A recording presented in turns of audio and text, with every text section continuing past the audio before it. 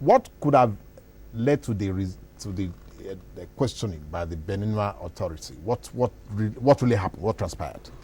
I really cannot decipher what happened and how it led to that event that took place on that Tuesday morning, because had been in Benin since 2008 July. Yeah. And nobody knew me. I made friends, but on the quiet side. Yes, I was not on the radar. Nobody knew me. I don't live a flamboyant lifestyle, so I don't go to parties. I don't go to big events, so there's no way you can track me on the social chart. Radar, yes. Yes. Now, that morning, we left my house at Piccadilly's, PK10, and we were going towards one of my schools, the Arts Academy, King Amakri Arts Academy, and I was stopped. They asked for our papers, our vehicles, particulars, and we did everything. Unfortunately, one of my staff who was driving the car, his license was not, his international license was not in order. Was not with him. Oh, okay. The policeman politely asked us to go home and get the license. We came back, we got the license, we came back, and we gave it to the policeman. He went, cross-checked? Yes, came back and gave us the license. On my own, I saw one of the officers. I saw a vehicle, and I thought I knew the officer. And I beckoned to him and asked him, I said, hello, mon ami, my friend, come. Then he came. That was where it all started. He said, where are my travel document? I gave him my document, the ECOWAS pass. Travel document, and he went. I was feeling very irritated, so I asked him. I was sick. I was supposed to go to take my blood pressure. So he came. Then hell got loose. He called, and they called, and the next thing, I was put in handcuff, and a lot of trucks arrived. Which one? They arrived, they took us to this station. My staffs that were with me were all arrested.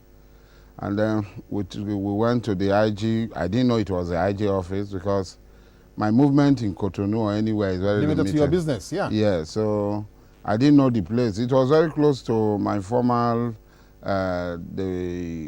office, behind my former office, but I didn't know there was such a place. So we entered there. They were giving instructions in French. And then I was taken to one place, one very quiet place by the sea. And then I was put in handcuffs. I was kept there. I stood for 24 hours. I was just praying. I was reciting Quran throughout. And the next morning, I told Allah, I said, because my staff, Beninese staff that came in, they were all arrested. Because when we drove in, they didn't know. They distributed all the Nigerian staffs. Because as we were leaving from that roundabout, Lebele roundabout, we passed through the Arts Academy. There were so many trucks of military people already in the school.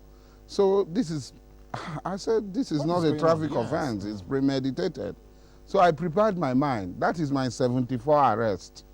So I'm used to arrest, and I'm used to posing with handcuff and Black Maria. So it's one of my specialty. Anytime I want to pose. So in Nigeria, they refuse to ever wear me prison uniform because they know I will use it to snap pictures. So we went, and then they didn't say anything. They just put me in the cell, handcuffed me. It was very painful, but somebody who is used to it.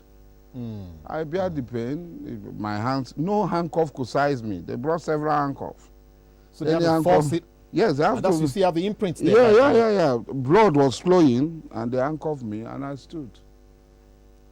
The next morning, I didn't know it was morning because for me, standing, I had waist problem for 20, 30 minutes. I would have. But this one, I stood. I felt no pain. Then in the morning, when there was light, there was ray, the sun came, there was light. And then I told Allah, I said, if these things I'm doing, the children that I have under me, about 197 students, children that I'm training, if I am doing it for your sake, show me a miracle. And I just went and knocked the guard. Yes. And I said, I want to ease myself. And they just opened the door. And I came out, and the man said, wow, sorry. He removed the handcuff. I went to the toilet. Just like that? Yes. He said, I can't take he said, you can't take your bath. He called them, they should come and bathe me. My clothes, they should wash it. They brought something for me to cover myself, they washed it. And they said, no, ma'am. I said, I said, no. They let them bring somebody to come and treat this. To massage my hand because it was swollen. So I entered the cell. Around 6 o'clock, they brought me out. That was when I knew that the conspiracy was from Nigeria.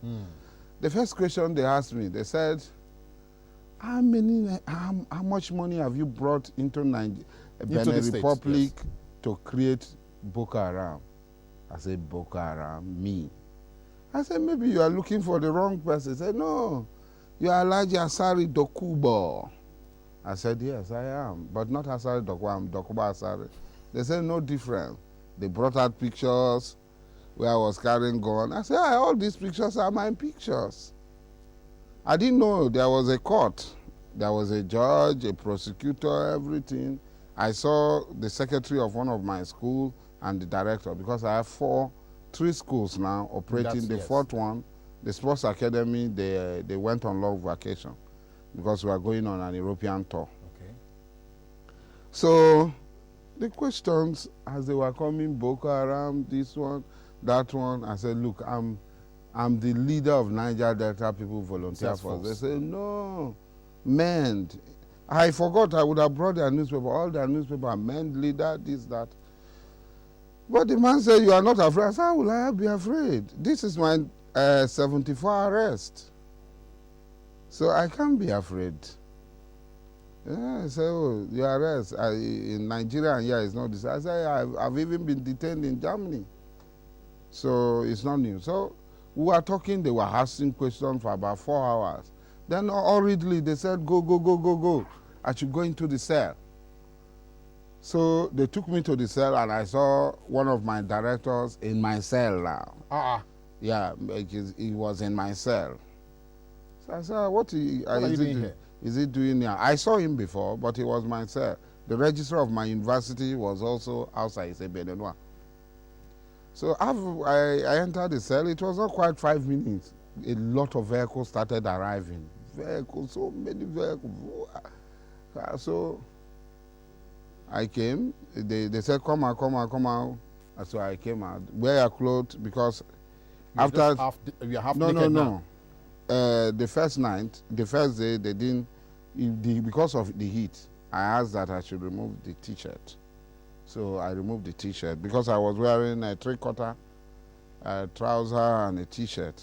It was in the morning, so when I was arrested, I have not even taken my bath. So I went in. When I went in, I saw a man. He got up. He said, when he saw me, he said, Elijah, what happened? My hand was swollen. He said, I'm the Nigerian ambassador. We spoke. They introduced themselves, Minister for Defense of Benin, Minister for Interior of Benin, Minister for Higher Education, Minister for Foreign Affairs, Chief of Staff to this team, the President, the IG of Benin, the Head of Immigration, so many people. And then the Minister of Interior got up and said, we're very sorry. There was a mix-up. He spoke in English. He said there was a mix-up. You are free to go. He said President Yaiboni and President Goodluck had intervened, but we have investigated and we found that you have no connection with this acclaimed Boko Haram and all that. Acclaimed Boko Haram and all, everything. And then I told them, I said, in every country, if they tell you that a leader and a sponsor the man who sponsored Boko Haram is in their country, and you have to take yes, security you have the right measures. to, Yes. So that was it. That happened, and